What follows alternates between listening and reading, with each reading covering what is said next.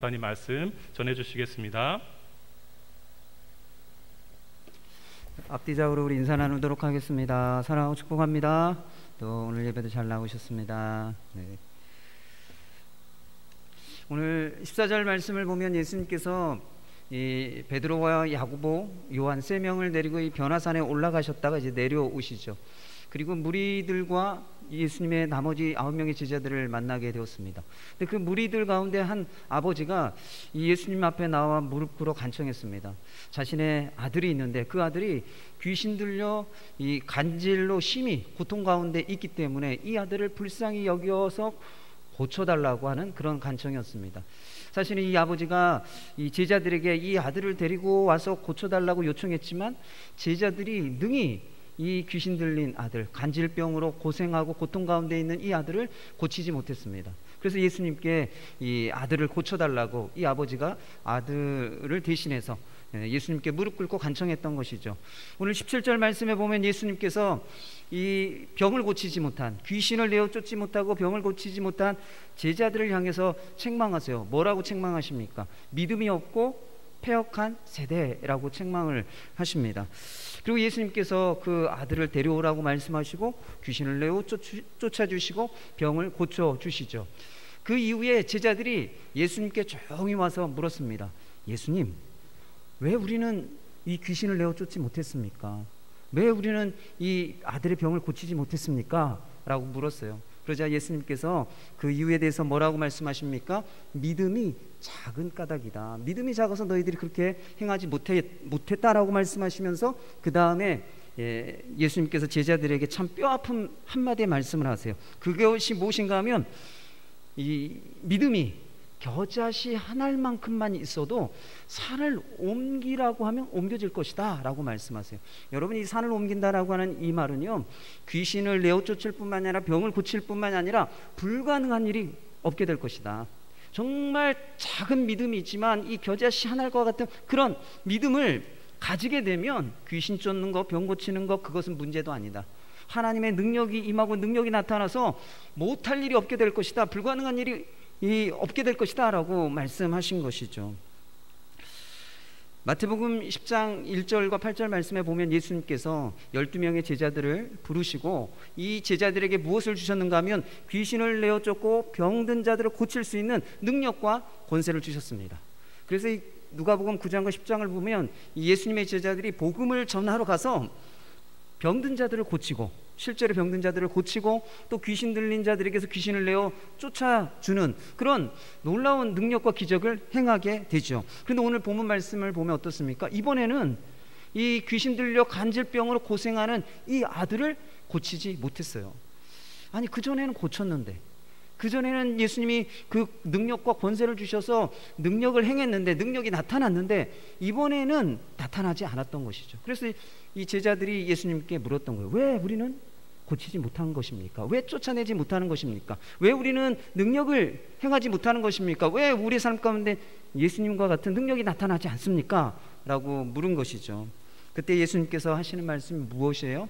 너희들에게 능력이 없기 때문이 아니다라고 말씀하세요. 제가 앞에서 말씀드린 것처럼 이미 예수님께서 제자들에게, 예수님을 믿고 따르는 자들에게 귀신을 내어 쫓고 병든 자들을 고칠 수 있는 능력과 권세를 이미 주셨다라는 거예요. 그래서 예수님이 문제로 얘기하고 계시는 것은 능력의 문제가 아니라는 거예요. 이미 제자들에게는 능력이 있다라는 거예요. 그런데 무엇의 문제라고 말씀하세요? 믿음의 문제라고 말씀하세요. 믿음이 없기 때문이고 믿음이 작기 때문에 그 능력이 나타나지 않는다라는 거예요. 여러분, 우리에게도 마찬가지입니다. 하나님이, 우리가 예수님을 믿고 또 하나님을 아버지로 믿고 부르고 따를 때 하나님 우리에게 주시는 무한한 능력이 있어요. 그리고 권세와 능력이 있습니다. 근데 그 권세와 능력이 우리 삶 가운데 나타납니까? 안 나타납니까? 잘 안 나타나요. 능력과 권세의 문제가 아니라는 거예요. 이미 주어져 있지만 그 능력을, 그 권세를 나타낼 수 있는 믿음이 있느냐 없느냐, 그 권세와 능력을 나타낼 수 있는 믿음이 크냐 작냐 라고 하는 그런 문제라고 하는 것입니다. 사랑하는 성도 여러분, 그래서 오늘 제자들의 모습을 보면서 왜 우리의 삶 가운데 예수님이 능력을 주셨고 권세를 주셨음에도 불구하고 그 권세와 능력으로 말미암아 나타나는 하나님의 역사, 왜 하나님의 일은 왜 우리에게 없는 것일까? 그 이유가 무엇일까? 능력이 나타나지 않는 제자들의 그 믿음이 어떤 믿음이었을까라고 하는 것을 살펴보고자 하는 것입니다. 첫 번째, 이 믿음의 능력이 나타나지 않은 첫 번째 이유는요, 제자들의 믿음이 패역했다라고 하는 것입니다. 이 17절 말씀에 보면 제자들이 병을 못 고치지 않습니까? 그때 예수님께서 책망하실 때 믿음이 없고 패역한 세대라고 책망하셨습니다. 이 패역하다라고 하는 말은요, 왜곡하다, 벗어나다라고 하는 의미를 가지고 있어요. 그래서 이 성경 원문으로 보면 믿음이 없고 패역한 세대라고 하는 이 말은 믿음이 부족하고 진리에서 벗어난 세대, 믿음이 없고 믿음이 부족하고 하나님의 말씀과 예수님의 말씀에 벗어나 있다라고 하는 것을 얘기하고 있다라는 것입니다. 여러분, 마태복음 4장 1절에서 4장 18절에서 22절까지의 말씀을 보면 예수님께서 갈릴리 해변을 지나가시다가 누구를 만납니까? 물고기를 잡고 있는, 그물을 던져서 물고기를 잡고 있던 베드로와 안드레를 보셨어요. 그리고 예수님이 부르셨죠. 나를 따라와라. 그러자 이 베드로와 안드레가 어떻습니까? 그물을 버려두고 예수님을 따랐어요. 그리고 조금 더 가시다 보니까 누가 이번에는 있었습니까? 세베대의 아들 야고보와 요한이 있었습니다. 이 배에서 이제 그물 손질을 하며 뱃일을 하고 있는 그들을 향해서 예수님께서 나를 따라오라고 말씀하셨죠. 그러자 이 야고보와 요한이 배와 아버지를 버려두고 예수님을 따랐습니다. 제자들이 예수님을 따르는 이 모습을 보면요, 제자들이 믿음의 결단과 순종으로 예수님을 따랐던 것을 볼 수가 있어요. 그래서 예수님을 3년 반 동안 예수님을 따르고 예수님과 함께 있습니다. 그런 제자들을 향하여 예수님께서 뭐라고 말씀하세요? 믿음이 부족하고 하나님의 말씀, 예수님이 하신 말씀에서 벗어나 있다라고 말씀하셨어요. 아니, 제자들이요, 예수님께 모든 것을 다 버려두고 예수님께 자신의 삶을 헌신하고 내던지면서 예수님을 따랐다고요. 그리고 3년 동안 식솔 다 내버려두고 직업 다 내려놓고 먹고 사는 거 다 내려놓고 예수님을 전적으로 따랐다고요. 3년 동안. 그런데 그 제자들을 향하여 예수님께서 뭐라고 말씀하세요? 믿음이 부족하다, 믿음이 없다, 그리고 하나님의 말씀, 예수님의 말씀에서 벗어나 있다라고 얘기하고 있어요. 지금 제자들이 어디 있습니까? 세상에 있습니까? 세상에 있지 않아요. 예수님과 함께 있어요. 예수님을 3년 반 동안 따랐어요. 그런 제자들을 향하여 예수님께서 믿음이 없고 말씀에서 벗어나 있다라고 말씀하셨어요. 여러분, 무엇을 도대체 말씀하시는 걸까요? 왜 제자들에게 왜 이런 이 믿음이 부족하고 믿음이 없고 패역한 세대라고 말씀하신 그 이유가 무엇일까요? 예수님이 말씀하신 그 말씀에서 벗어나 있는 제자들의 모습을 보여주는 단적인 사건이 한 가지 있습니다. 마가복음 9장 33절에서 37절 말씀에 보면 제자들이 예루살렘으로 가는 길에 제자들이 서로 싸웠습니다. 예수님은 예루살렘에 가서 십자가에 못 박혀 죽으실 걸 생각하며 예루살렘으로 가는데 제자들이 그 가는 길 도중에 서로 막 싸웠어요. 그 싸운 이유가 무엇인 줄 아십니까? 서로 누가 크냐?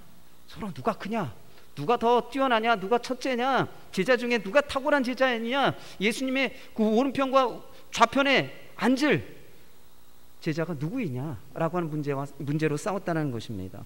제자들은 예수님께서 예루살렘으로 가시는 것을 예수님이 이제는 이스라엘의 왕이 되시겠구나, 예수님이 권세와 권력을 가지고 세상에서 자기 자신을 드러내시겠구나 라고 하는 그런 기대를 가지고 있었어요.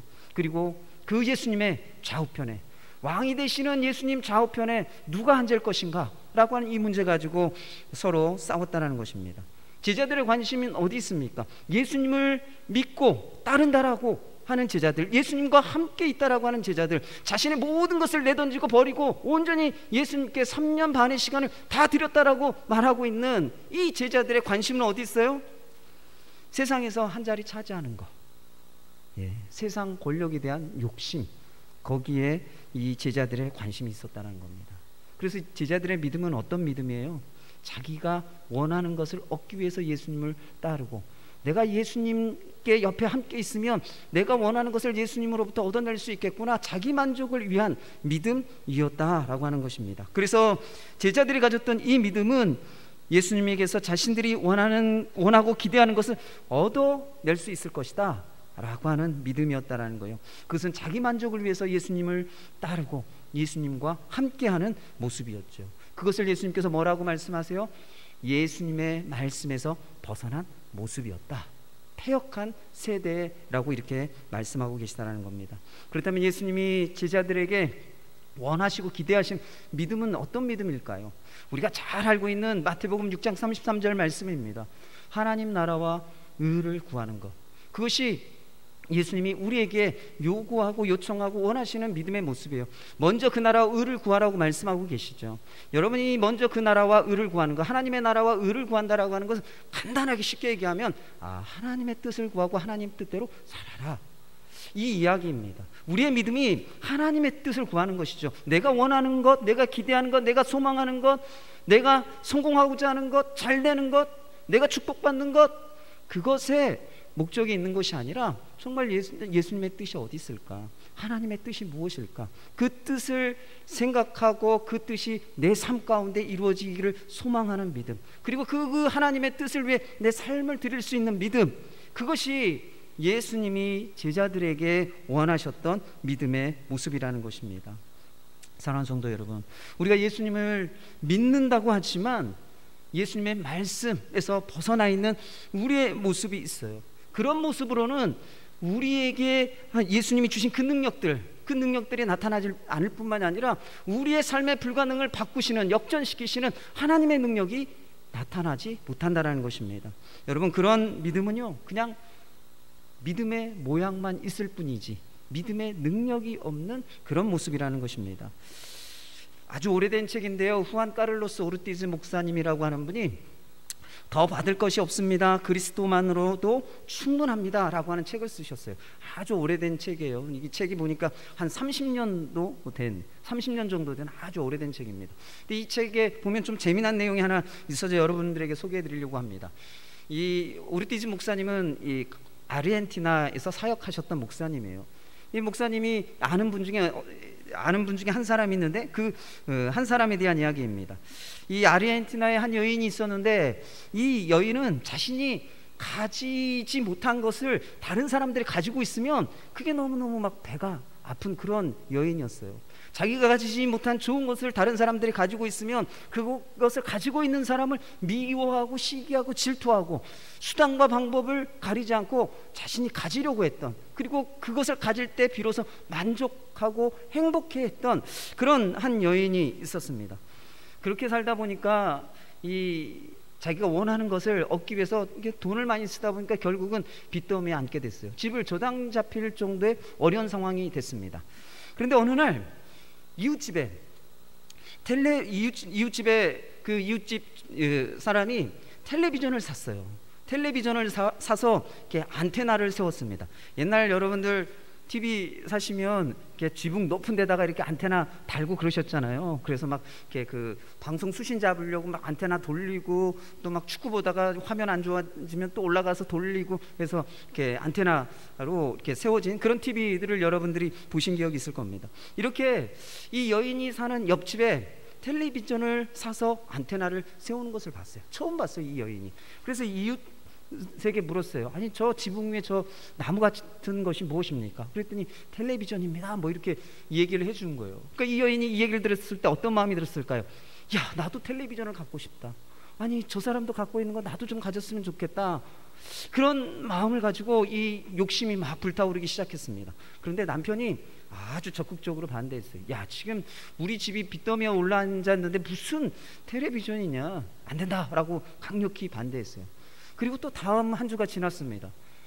그런데 이 또 다른 이웃집에서 또 텔레비전을 사서 안테나를 세우는 것을 봤어요. 그러니까 이 여인이 막 미치겠는 거예요. 나도 저거 갖고 싶은데, 저것이 좀 있어야 나도 좀 다른 사람들처럼 있어 보이고, 또 저것이 있어야 좀 행복하고 만족할 것 같고, 그래서 아주 그냥 미칠 것 같은 거예요. 그래서 이 여인이 어떻게 했는지 아십니까? TV 살 돈은 없고 텔레비전 살 돈은 없고, 그래서 텔레비전도 없는데 안테나를 세웠어요. 자기 집 지붕에다 안테나를 세우면서 이렇게 얘기를 했다고 합니다. 이제 됐다. 이렇게 지붕 위에 안테나가 있으면 다른 이들은 내가 텔레비전도 가졌다고 생각할 거야. 다른 사람들이 나를 볼 때 어떻게 볼까? 나도 이렇게 TV도 있고 잘 사는 사람이야, 뭐 이렇게 좀 비춰주고 싶고, 또 그런 시선들에 대해서 행복을 느끼고 그것으로 만족감을 느끼는 그런 여인이었던 거예요. 이것은 자기 만족을 위해서 TV도 없는데, 텔레비전도 없는데 이 안테나를 세운 것이었습니다. 이런 행동은 어떻습니까? 이런 여인의 행동은요, 자기 만족을 위해서 남의 것을 흉내내는 것이죠. 이런 행동은 아무런 의미가 없잖아요. 그리고 이런 행동을 한다고 해서 어떤 그녀의 삶 가운데 무슨 능력이 나타나고 있겠습니까? 어리석은 행동이에요. 여러분, 우리가 신앙생활을 마치 이와 같이 할 때가 있다라는 거예요. 우리가 신앙생활을 할 때 각자 자기가 얻고자 하는 것이 있어요. 기대하는 것이 있어요. 자기 만족을 위해서 무엇인가 예수님으로부터, 하나님으로부터 얻어내고 싶은 것이 있어요.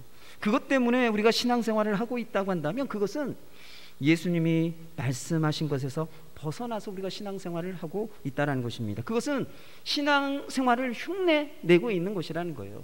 와서 예배 드리고 있지만 각자 자기 만족을 위해서 예배를 드리고 있고, 기도하고 있지만 각자 자기가 원하는 것을 위해서 기도하고 있다고 한다면 그것은 진짜 신앙생활이 아니라 신앙생활을 흉내내고 있다는 것입니다. 그것은 믿음의 모양만 있을 뿐이지 믿음의 능력을 경험할 수 없는 신앙생활이라는 것이에요. 사랑하는 성도 여러분, 믿음에도 모양이 있습니다. 각자 모양이 있어요. 그런데 여러분, 그래서 이 믿음의 모양도 믿음의 한 모습이에요. 믿음의 모양이 없으면 안 돼요. 근데 제가 말씀드리는 것은 믿음의 모양도 중요하지만 그 믿음의 모양 안에 어떤 믿음의 내용이 채워져야 할 것인가 라고 하는 것을 여러분들에게 얘기하고 있는 것입니다. 믿음의 모양도 믿음이지만 믿음의 모양만 가지고는 절대 믿음의 능력을 경험할 수 없다는 것이에요. 사랑하는 성도 여러분, 내 삶과 가정과 교회와 직장과 일터에서, 그리고 이 사회 속에서 정말 하나님의 나라와 의가 이루어지기를 구하고 하나님의 뜻이 이루어지기를 구하고 또 이루어질 것이라고 하는 믿음을 가지고 살아간다면 반드시 그 삶 안에는 하나님의 능력이 나타난다는 거예요. 하나님의 역사가 나타난다는 거예요. 불가능할 거라고 생각했던 그 일들 가운데 하나님의 역사가 나타나서 역전되어지는 그런 상황과 환경들이 우리에게 열려지는 은혜가 있다는 것입니다. 사랑하는 성도 여러분, 여러분들이 가지고 있는 믿음의 모양, 그 믿음의 모양으로 만족하는 것이 아니라 이제 그 믿음의 모양 안에 하나님의 뜻을 이루겠다라고 하는 그 믿음의 내용을 잘 채워갈 수 있는 믿음의 성도님들 되시기를 바랍니다. 그래서 예수님이 말씀하신 그 말씀에서, 진리에서 벗어나지 아니하고 믿음의 경험을, 믿음의 능력을 경험하며 살아가는 우리 믿음의 성도님들 되시기를 축원합니다. 능력이 나타나지 않는 두 번째 이유는 제자들이 기도하지 않았기 때문이라는 것입니다. 우리가 마가복음 9장 28절 29절 말씀 좀 함께 읽어보겠습니다. 마가복음 9장 28절과 29절 말씀은요, 우리가 오늘 읽었던 성경 말씀의 그 사건과 동일한 사건을 언급하고 있는데, 오늘 본문 읽었던 말씀과는 좀 다르게 마가복음은 이야기하고 있습니다. 마가복음 9장 28절에서 29절 말씀 함께 좀 읽어보도록 하겠습니다. 띄워졌군요. 읽어보겠습니다. 시작. 예수께서 집에 들어가심에 맹인들이 그에게 나아오거늘 예수께서 이르시되 내가 능히 이 일할 줄을 믿느냐. 대답하되 주여 그러하오이다 하니, 이에 예수께서 그들의 눈을 만지시며 이르시되 너희 믿음대로 되라 하시니. 마태복음 9장 28절이 아니고 마가복음 9장 28절에서 29절입니다. 본문 말씀이 좀 잘못됐네요. 제가 다시 읽어드릴게요. 마가복음 9장 28절과 29절 말씀을 성경 찾아보실 분들은 좀 찾아보시기 바랍니다. 마가복음 9장 28절에서 29절까지의 말씀입니다. 집에 들어가심에 제자들이 조용히 묻자오되 우리는 어찌하여 능히 그 귀신을 쫓아내지 못하였나이까. 이르시되 기도 외에 다른 것으로는 이런 종류가 나갈 수 없느니라 하시니라.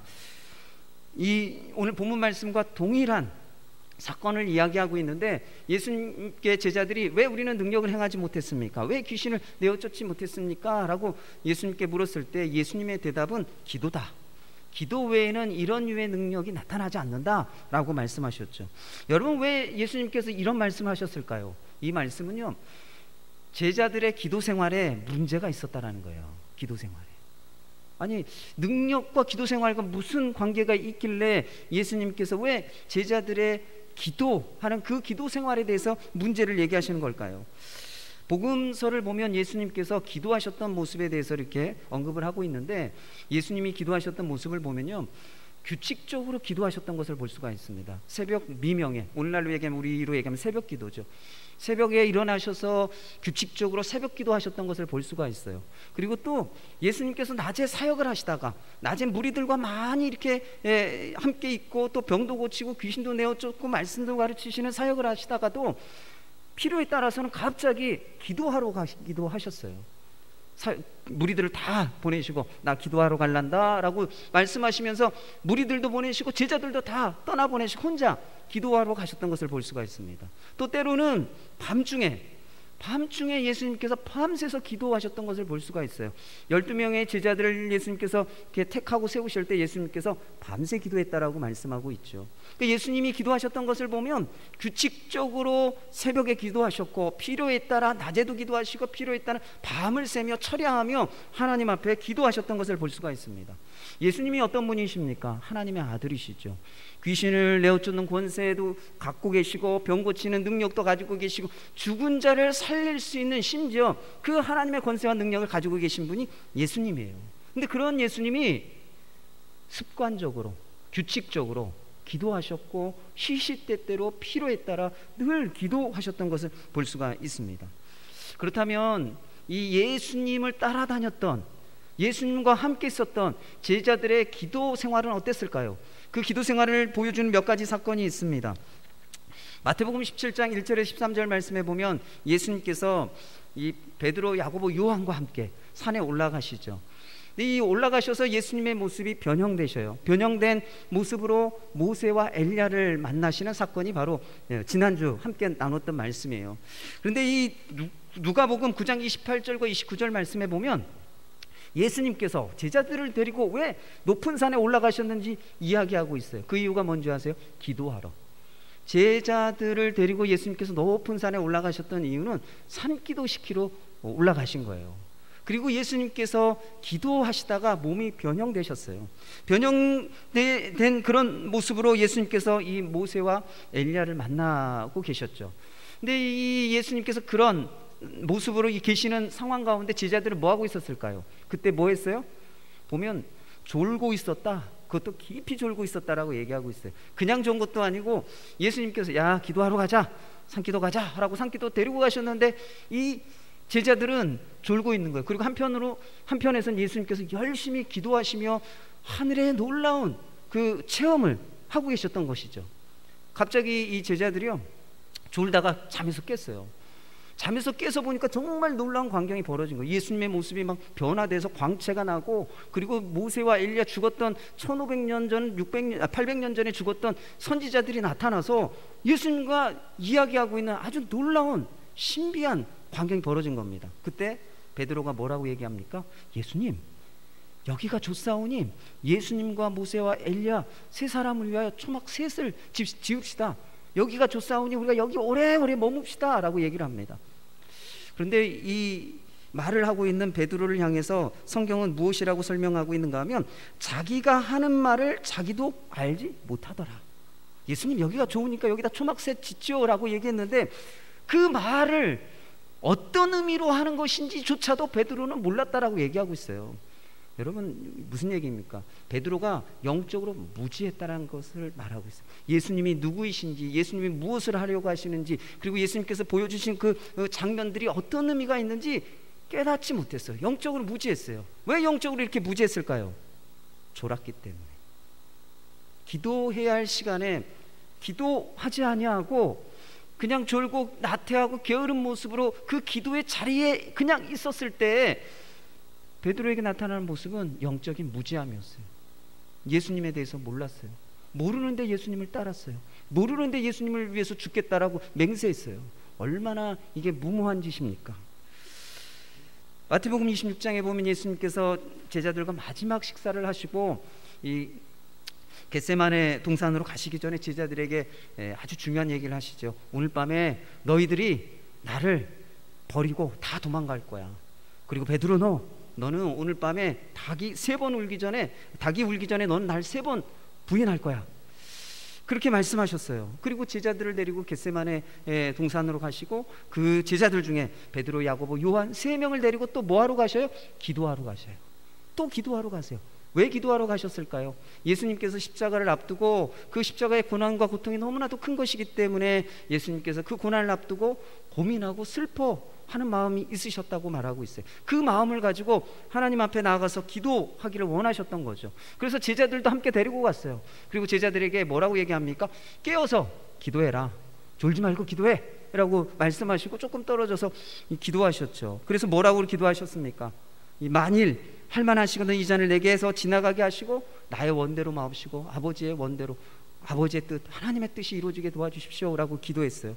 그리고서 와서 봤더니 제자들이 졸고 있어요. 그래서 제자들에게 뭐라고 얘기합니까? 예수님께서, 야, 1시간도 기도 못하냐? 나 잠깐 가서 기도하고 왔는데 또 졸고 있냐? 졸지 말고 좀 기도해라. 너네들 시험을 앞두고 있어. 예수님을 버리고 도망가고 부인하게 될 그런 환난과 시험을 앞두고 있어. 그런 고난을 앞두고 있어. 깨어서 기도해야 돼.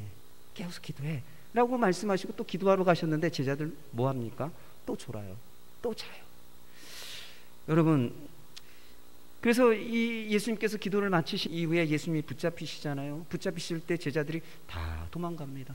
다 도망가고 이 베드로, 예수님께 호언장담했던, 내가 죽기까지도 예수님 따르겠다라고 호언장담했던 이 베드로만 예수님을 따라 졸래졸래 따라가죠. 그래서 대제사장의 집에 뜰에까지 들어갑니다. 그러나 결국 그곳에서 예수님을 3번 모른다고 부인하죠. 여러분, 왜 베드로와 이 제자들은 왜 이렇게 실패했을까요? 믿음을 가지고 예수님을 따랐다라고 말하고 믿음을 가지고 예수님께 자신의 삶을 온전히 다 헌신하여 3년 반의 시간을 다 드렸다라고 말하는 이 제자들, 왜 이렇게 영적으로 무지하고 시험 앞에서 이렇게 쉽게 무너져 버린 그 이유가 무엇일까요? 예수님께서 말씀하셨죠. 깨어서 기도해야 된다. 기도 외에는 방법이 없어 라고 예수님께서 말씀하시고 그들을 기도하는 자리 가운데로 데리고 가셨어요. 기도하는 자리까지는 데리고 가실 수 있었지만 기도하는 것은 누가 하는 거예요? 제자들의 몫이에요. 기도의 자리를 만드는 것, 그것은 여러분들에게 하나님이 만들어 주시고 예수님이 여러분들에게 기도의 자리를 만들어 주실 거예요. 그러나 그 기도의 자리에 나와서 기도하는 건 누구의 몫이에요? 여러분의 몫이에요. 그 몫을 감당하지 못하면 영적인 무지함 가운데 신앙생활하게 되는 것이에요. 늘 시험 앞에 무너지고 시험 앞에 실족하는 그런 신앙생활을 할 수밖에 없다라는 것이에요. 그래서 예수님께서 제자들을 데리고 다니며 뭐 하셨는 줄 아세요? 기도 훈련 시키셨어요. 기도 훈련. 예수님께서 습관에 따라 기도하셨던 것처럼 제자들을 데리고 다니며 기도 훈련 시키며 기도 습관을 가지게 만드셨어요. 그런데 결국 실패하셨죠.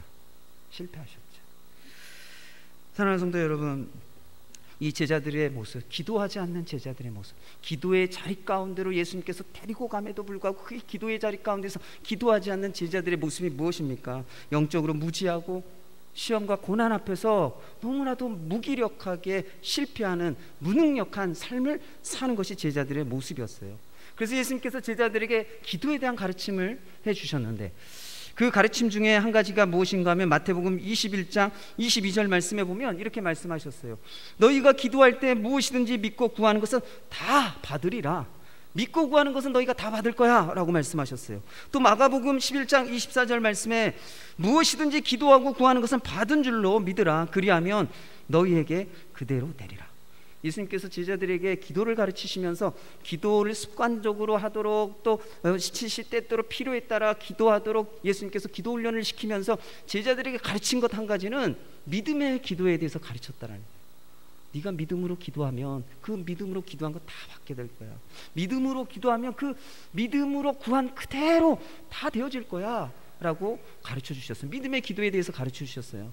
여러분, 많은 성도들이 기도할 때 어떤 마음을 가지고 기도할까요? 아, 이거 힘들고 어려운데 한번 기도 한번 해볼까? 뭐 하나님 도와주시면 감사 땡큐고 뭐 안 되면 뭐 어쩔 수 없고, 도와주시면 감사하고 안 도와주시면 감사하고, 안 될 일이지만 한번 찔러나 볼까? 하나님 한번 찔러보나 볼까? 10구리 찔러갖고 하나님이 뭐 이렇게 혹시나 이렇게 실수로 은혜를 또 떨어뜨려갖고 내가 탁 받게 되지는 않을까? 마치 그런 느낌으로. 여러분, 그런 기도 가운데 능력이 나타날까요? 그런 기도 가운데 하나님이 역사하시고 일하실까요? 많은 분들이 기도하고 일어나면서 아유 그래도 안 되겠지, 기도하고 일어나면서 아유 그거 어려워, 기도하고 일어나면서 아유 도와줄 사람도 없는데, 기도하고 일어나면서 아이고 상황과 환경이 안 돼서 다음 기회에. 많은 분들이 기도하고 일어나면서 믿음으로 기도하지 않아요. 여러분, 믿음으로 기도하는 거, 이게 어떻게 되어지는 건 줄 아십니까? 훈련으로 되어져요. 기도 훈련으로. 그러니까 예수님께서 제자들 데리고 다니시는 거예요. 기도하지 않는 제자들. 뻔히 가면 좋을 거 뻔히 알아요. 기도 안 할 거 뻔히 알아요. 그래도 가자, 그래도 기도하자, 그래서 끌고 다니시는 거예요. 사랑하는 성도 여러분, 믿음의 기도는요, 하루아침에 되어지지 않기 때문에 예수님께서 기도 훈련을 시키고 기도 습관을 가지도록 예수님께서 제자들을 이끄셨던 것을 기억하시길 바랍니다. 여러분, 믿음의 기도 하루아침에 되어지지 않습니다. 하나님의 능력을 경험하는 기도, 그 기도는요, 하루아침에 안 돼요. 많은 사람들이 급하니까 하나님 앞에 나아가서 간절히 기도하면 뭐 떨어지는 것처럼, 그렇게 기도해서는 안 된다는 거예요. 사랑하는 성도 여러분, 이 믿음의 기도는요, 전기밥솥의 전기 코드와 같은 것이에요. 여러분, 우리나라 전기밥솥이 굉장히 성능이 좋아요. 그래서 동남아나 이런 데서는요, 우리나라 전기밥솥 최고로 꼽습니다. 아주 인기 상품이에요. 그래서 이제 해외 나갈 때 이 전기밥솥 뭐 사가지고 가거나 아니면 선물로 주면요, 현지인들 너무너무 좋아해요.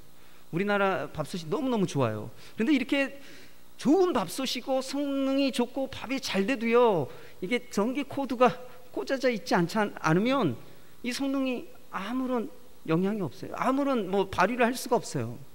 전기 코드가 빠져 있지 않으면, 아무리 빠져 있으면 그 밥솥이 좋은 성능을 가지고 있고 밥을 잘한다고 할지라도 밥이 안 돼요. 여러분, 신앙생활도 마찬가지입니다. 우리 신앙생활에서 이 믿음의 기도의 코드가 빠져 있잖아요. 그러면 믿음의 능력이 나타나지 않아요. 믿음의 기도를 통해서 하나님과 예수님과 연결되어져 있을 때, 그때 전원에서 힘이, 에너지가 와서 그 기능을 발휘할 수 있는 것처럼, 우리가 믿음의 기도로 하나님과 연결되어져 있을 때, 예수님과 연결되어져 있을 때 하나님으로부터 오는 에너지가 있다는 거예요. 하나님이 주시는 역사와 능력과 은혜가 있다라는 것입니다. 사랑하는 성도 여러분, 여러분들 요즘 기도 생활을 어떻게 하고 계십니까? 여러분, 기도 생활을 어떻게 하고 계세요? 여러분들이 코로나19 때문에 기도의 자리를 잃어버리고 기도의 시간을 잃어버리고 그런 상황 가운데 있다고 한다면, 오늘 예배를 통해서 내가 기도 시간을 회복해야 되겠구나, 기도의 자리를 회복해야 되겠구나, 기도 연습을 하고 기도 훈련을 해야겠구나, 믿음의 기도를 배워야겠구나 라고 여러분들이 결단하고 결심하고 기도하시기 바랍니다. 그래서 정말 여러분들이 이 믿음의 기도를 하나님 앞에 드리는 이 훈련, 이것을 잘 배워서 정말 여러분들의 삶 가운데 그 믿음의 능력들을 경험할 수 있는 그런 은혜가 있으시기를 축원합니다. 또 능력이 나타나지 않은 세 번째 이유는요, 겨자씨와 같은 믿음을 제자들이 가지지 못했기 때문이라는 것입니다. 제자들이 예수님께 물었습니다. 왜 우리는 이런 귀신을 내어 쫓지 못하고 병을 고치지 못합니까? 라고 물었을 때 제자들에게 믿음이 작다라고 말씀하시죠. 그리고 믿음이 겨자씨 한 알만큼만 있어도 산을 명하여 움직이게 할 수 있다라고 말씀하셨습니다. 여러분, 제가 언젠가 여러분들에게 이 겨자씨 한번 보여드린 적이 있는데 기억하실지 모르겠습니다. 겨자씨가 얼마나 작은가 하면요, 여러분들이 볼펜으로 백지에다가 점 하나 딱 찍잖아요. 딱 그 사이즈, 그 크기예요. 한 1mm 정도밖에 안 되는 아주 작은 씨입니다. 그런데 예수님께서 제자들의 믿음이 작다라고 말씀하시면서 하필이면 볼펜 점 찍은 정도의 아주 작은 이 겨자씨의 비유를 하셨어요. 야, 너희가 그 정도의 믿음만 있어도 산을 옮기는 그런 능력들이 나타나, 그 정도의 믿음만 있어도 불가능한 일들이 없게 되는 그런 놀라운 하나님의 기적들이 너희 삶 가운데 나타나 라고 예수님께서 말씀하셨다라는 거예요. 믿음이 작다라고 얘기하는데 좀 큰 거에 비유하면 좋잖아요. 무슨 수박이나 무슨 호박이나 뭐 이런 거에, 아니면 좀 큰 씨앗 뭐 이런 것에 비유하면 좋을 것 같은데 예수님께서는 겨자씨에 비유하셨어요. 근데 우리는 이 겨자씨가 작기 때문에 자꾸 작은 믿음에 대해서 우리가 자꾸 거기에만 집중하는데, 오늘 예수님께서 말씀하시는 관점은 조금 다릅니다. 겨자씨 알 한 알의 작은 크기에 초점을 두고 있는 것이 아니라 이 겨자씨가 가지고 있는 특성에 예수님께서 관심을 두고 계세요. 여러분, 겨자씨가 가지고 있는 특성이 무엇일까요? 작지만 그 안에 뭐가 있어요? 생명이 있다는 거예요. 생명력이 있다는 거예요. 여러분, 작지만 그 안에 생명력이 있는 것, 그것이 겨자씨가 가지고 있는 특징이라는 거예요. 여러분, 겉으로 보면 작기 때문에 죽은 것처럼 보여요. 살아있지 않은 것처럼 보여요. 그러나 이 겨자씨가 생명력이 있고 살아있죠. 어떻게 알 수 있습니까? 심으면 알 수 있어요. 심으면. 죽었다고 한다면 심으면 나지 않겠죠. 그러나 예수님께서 마태복음 13장에 보면 이 천국을 겨자씨로 비유하시면서 뭐라고 말씀하세요? 이 겨자씨를 심으면 이 겨자씨가 작지만 모든 씨 중에 가장 작은 씨이지만 심어서 자라게 되면 큰 나무가 된다라고 얘기하고 있어요. 풀보다, 식물보다 더 큰 나무가 되어져서 그 가지의 공중에 새들이 깃들게 될 것이다 라고 말씀하고 있죠. 작은 것이지만 그 안에 생명이 있기 때문에 그 생명으로 말미암아 나타나는 능력이 있다라는 거예요. 여러분, 예수님께서 이 겨자씨 한 알의 믿음을 비유하신 이유가 무엇인지 아시겠어요? 우리의 믿음이 살아있는 믿음, 생명력을 가진 믿음이 되어야 된다는 거예요. 제자들이 가지고 있었던 믿음은 살아있는 믿음이 아니었어요. 생명력이 없는 믿음이었어요. 그래서 3년 반 동안 죽어라 예수님 쫓아다녔지만 결국 그들의 삶의 마지막 모습은 실패였어요. 성령이 오시기 전까지 그 실패의 자리 가운데 머물러 있을 수밖에 없다는 것입니다. 사랑하는 성도 여러분, 이 겨자씨가 작지만 죽은 것 같지만 그 안에 생명력이 있어서 놀라운 역사가 나타난다는 거예요. 여러분, 제가 언젠가 여러분들에게 한번 또 말씀드린 적이 있는데요. PPT 한번 보여주시겠어요? 2009년도에 경남 함안에서 이 연꽃 씨앗이 발견됐어요. 연꽃 씨앗이. 그런데 이 연꽃 씨앗이요, 언제적 씨앗인가 하면 700년 전에 그 씨앗이 발견이 됐습니다. 그래서 이것을 이 박물관에서 물에 담가서 발화를 시켰어요. 그래서 싹이 터갖고 여러분 보시는 것처럼 예쁜 연꽃을 피웠습니다. 이 700년 된 것이에요. 그리고 최근에요, 또 1200년 된 연꽃 씨앗이 발견됐습니다. 여러분들 보고 계신 그 연꽃 씨앗이요, 1200년 된 거예요. 고고학자들이 이 경남 함안에서 1200년 된 연꽃 씨앗을 발견했습니다. 그리고 이것도 발화를 시켰어요. 그래서 내후년 정도면 꽃이 필 거다라고 생각을 하고 있습니다. 여러분, 이 700년 된 씨앗, 1200년 된 씨앗, 어느 누가 봐도 죽은 것 같죠? 살아날 수 있을 것 같지 않죠? 그런데 심었을 때 그 안에 생명력이 있기 때문에, 그 씨앗이 살아있기 때문에 꽃을 피웠다는 것이에요.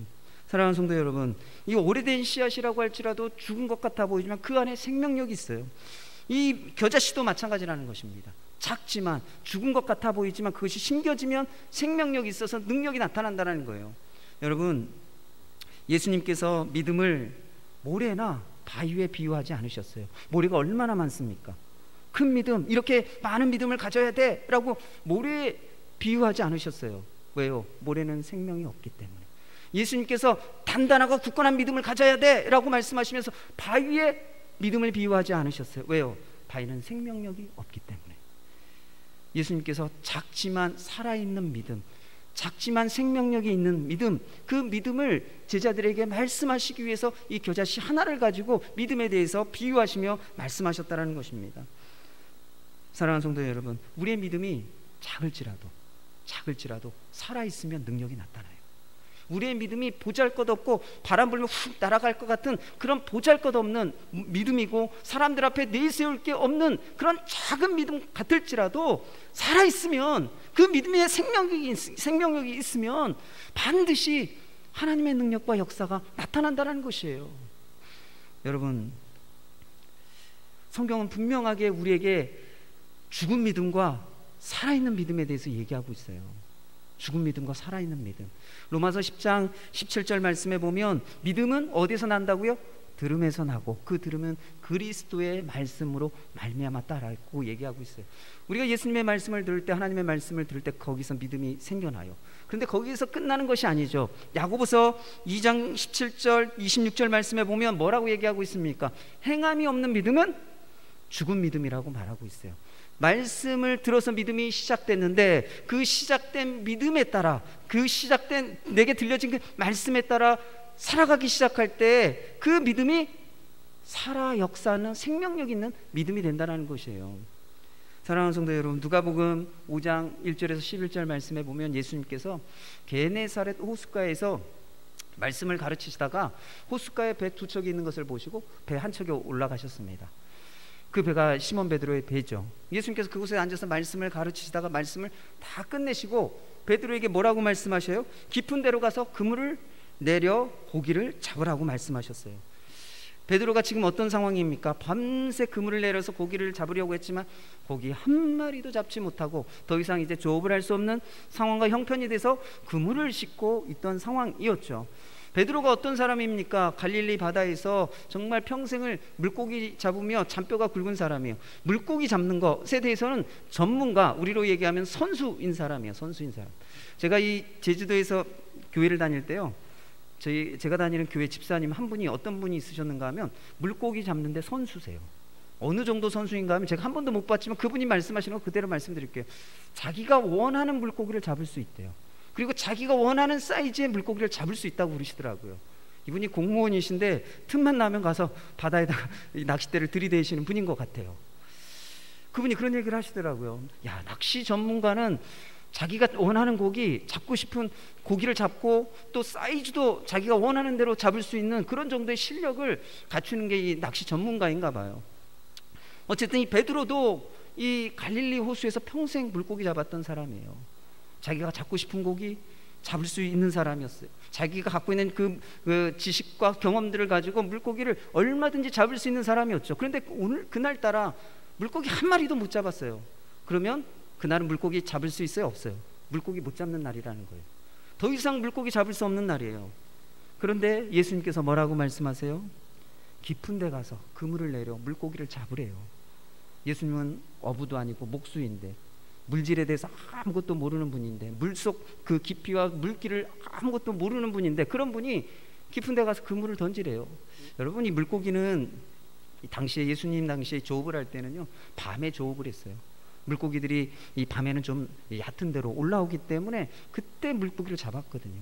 근데 이제는 낮이에요. 물고기 다 깊은 바다로 들어갈 때이기 때문에 이 그물질을 한다고 해서 잡을 수 있는 게 아니에요. 예수님이 하신 말씀은 정말 무모하고 쓸데없고 바보 같은 짓이에요. 헛수고예요. 근데 베드로가 뭐라고 얘기해요? 선생님, 우리들이 밤이 새도록 수고하였으되 잡은 것이 없지만은 말씀에 의지하여 내가 그물을 내리리이다 라고 얘기합니다.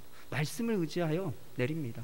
제 생각 좀 내려놓을게요. 제 경험 내려놓을게요. 지식 내려놓을게요. 제가 알고 있는 거 다 내려놓겠습니다. 그냥 예수님 말씀하시니까 토달지 않고 한번 해볼게요. 그리고 그물을 내렸어요. 결과가 어떤 결과가 주어졌습니까? 물고기를 심히 많이 잡아서 이 그물이 찢어질 정도가 되었다라고 얘기하고 있죠.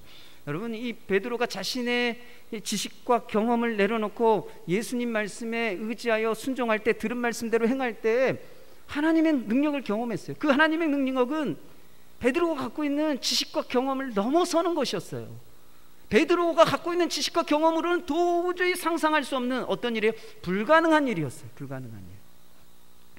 사랑하는 성도 여러분, 들은 말씀대로 행하는 것, 들은 말씀에 순종하며 살아가는 그 믿음이 살아있는 믿음이에요.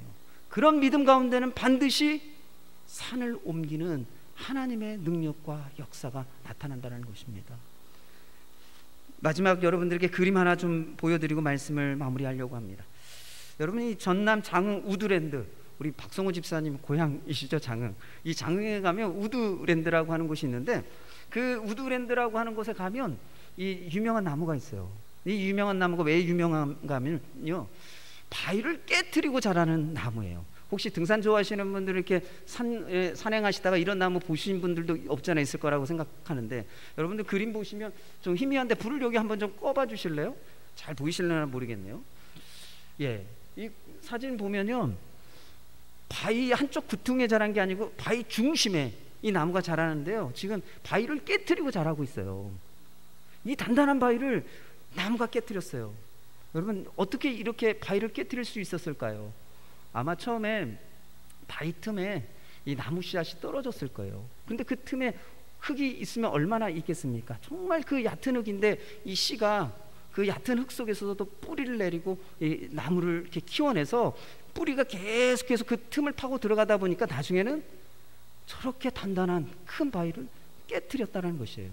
여러분, 살아있는 믿음이 이런 거예요.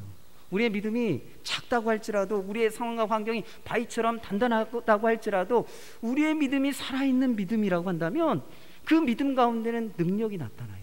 하나님의 역사가 있어요. 그래서 우리의 삶에 단단한 바위와 같은 그런 상황과 환경, 그런 사람들을 하나님께서 깨트리시고 쪼기신다라는 거예요. 사랑하는 성도 여러분, 듣기만 하고 행하지 않는 그런 자는 자기 자신을 속이는 것이라고 야고보서 1장 22절 말씀에 이야기하고 있어요. 내가 말씀 듣고 은혜 받았다, 오늘 말씀 좋았어, 오늘 말씀 깨달았어. 여러분, 그것으로 내가 믿음 생활을 하고 있고 또 하나님의 은혜 가운데 살아가고 있다라고 착각하지 말라라는 거예요. 야고보서는요, 착각하지 마라. 들은 걸로 너희들이 지금 신앙생활 잘하고 있다라고 들은 그 말씀 가지고 은혜 가운데 살고 있는 것처럼 착각하지 마라. 이 야고보서 1장 22절 말씀이 그런 말씀이에요. 듣는 대로 행해야 돼. 그것이 믿음이야. 그것이 살아있는 믿음이야. 그런 믿음 가운데 하나님의 역사가 있어. 말하는 거, 듣는 거, 거기에 믿음이 있지 않다. 행하는 것에 믿음이 있다 라고 예수님께서 말씀하고 계시는 것입니다. 사랑하는 성도 여러분, 생명력 있는 믿음, 여러분들의 믿음이 사람들 앞에 내보이고 이렇게 좀 내세울 만한 믿음이 아니라고 할지라도 나는 예수님께서 말씀하시면 행하려고 해, 어떻게든 해보려고 애써 라고 한 그런 마음과 믿음이 있다고 한다면 여러분, 믿음은 생명력 있는 믿음이에요. 그 믿음 가운데는 반드시 역사가 있어요. 병을 고치고 귀신을 내어 쫓고 산을 옮기는 놀라운 역사와 능력이 있다라고 하는 것을 믿을 수 있는 우리 믿음의 성도님들 되시기를 축원합니다. 이제 우리가 들은 말씀을 가지고 한 가지만 좀 기도했으면 좋겠습니다. 들은 대로 행하는 것이 믿음이고 그것이 살아있는 믿음이라고 말씀드렸어요. 여러분들에게 한 가지 말씀드리고 싶어요. 기도 훈련, 기도 습관, 여러분 훈련하십시오. 내가 새벽에 기도 못했는데, 저녁에 기도 못했는데, 일하다가 시시때때로 하나님 앞에 기도하는 거 다 내려놨는데 이거 다시 해야겠구나. 요거 한 가지만이라도 여러분들이 좀 듣고, 이거 한 가지만이라도 듣고 여러분들이 기도의 훈련을, 또 기도의 습관을 들이기를 이 한 주간 동안 애쓰시고 또 10월 한 달 동안 애쓰시기 바랍니다. 그래서 믿음의 기도를 배우고 익히는 그런 한 달로 여러분들이 삼으시고 이 들은 말씀을 가지고 좀 행해보세요. 들은 대로 해보세요.